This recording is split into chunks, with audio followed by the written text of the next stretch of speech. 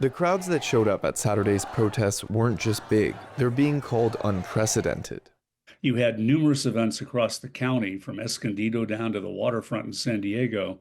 And in the city of San Diego, you had the largest protest crowd, I think, that we've ever seen. Take Action San Diego was one of the groups that organized the protest. Larry Stowell is a volunteer with the group. He was in charge of tracking the crowd size.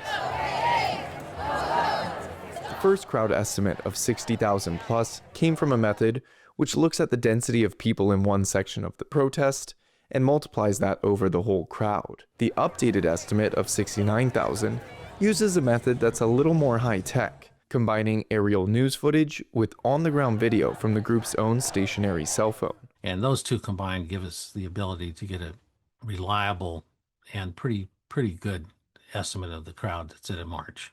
They're sharing the data for their findings on the Take Action San Diego website. So we use an open source methodology and reproducible research. So we provide, if there's some computer code that helps out, we provide the code. Like in this report that we'll put out, we'll actually have that code that we use, which is not much, and we'll have all the raw data. So all the data we collected. So if somebody else wants to analyze the data also. The San Diego Police Department used the original number of 60,000 in their statements about the protest.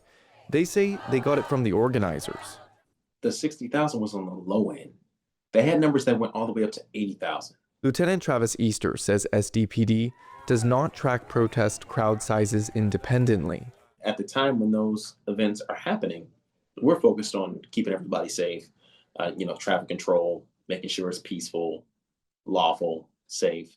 That's where our focus is. For a politically focused protest, this was the biggest in our history. And that's significant. It means San Diegans are really motivated on this particular set of issues. Carl Luna is director at University of San Diego's Institute for Civil Civic Engagement.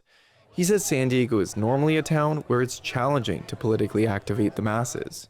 You can go back to the George Floyd protests. Those tended to be sporadic and in the hundreds to the low thousands.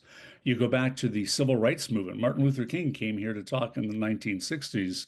Those crowds were in the hundreds to low thousands. Luna said the next largest political protest in San Diego was the 2017 Women's March, where over 30,000 people showed up. He believes last Saturday's turnout was so high because people feel disenfranchised and helpless. When you get that many people together, you realize you are not alone. And now you can start focusing on more coordinated action to affect politics and policy. Jacob Aere, KPBS News.